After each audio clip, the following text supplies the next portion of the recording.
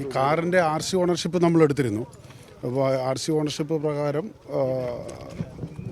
ഈ രണ്ട് പേര് തന്നെ ഇപ്പം നമ്മൾ ബന്ധുക്കളുടെ സ്റ്റേറ്റ്മെൻറ്റ് എടുത്തപ്പോഴും രാജു തോമസ് ജോർജും റിജോ എന്ന് വിളിക്കും ലൈജി തോമസ്. അപ്പോൾ ജോർജിൻ്റെ പേരിൽ തന്നെയാണ് ഇതിൻ്റെ RC ഓണർഷിപ്പ് ഉള്ളത്.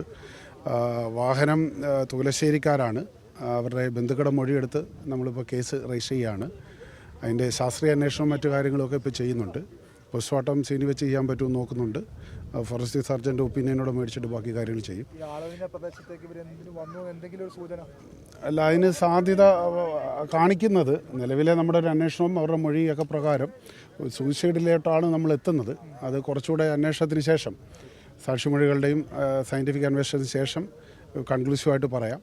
നിലവിൽ ഈ ഒഴിഞ്ഞ പാടത്ത് വന്നത് ആ ഒരു പർപ്പസിന് തന്നെ ആയിരിക്കാനാണ് സാധ്യത. മകൻ്റെ മകനുമായിട്ടുള്ള ബന്ധപ്പെട്ട പ്രശ്നമാണ് എന്നാണ് ഞങ്ങൾ നിലവിൽ അറിഞ്ഞത്. അപ്പോൾ ബാക്കി ബന്ധുക്കളുടെ മൊഴിയൊക്കെ എടുത്ത് വീട് സെർച്ച് ഒന്ന് ചെയ്യുന്നുണ്ട്, ബാക്കി നടപടികളൊക്കെ ചെയ്യുന്നുണ്ട്. ഞങ്ങൾക്ക് ആദ്യം കിട്ടിയ വിഷ്വൽ പ്രകാരവും ഒരു സൂയിസൈഡിനുള്ള സാധ്യതയാണ് കാണുന്നത്. ഈ കാരണത്തിലോട്ട് നമ്മൾ അന്വേഷണം പോകുന്നു. അത് ഫാമിലി ഇഷ്യൂ ആണെന്നാണ് നിലവിൽ നമുക്ക് മനസ്സിലായത്.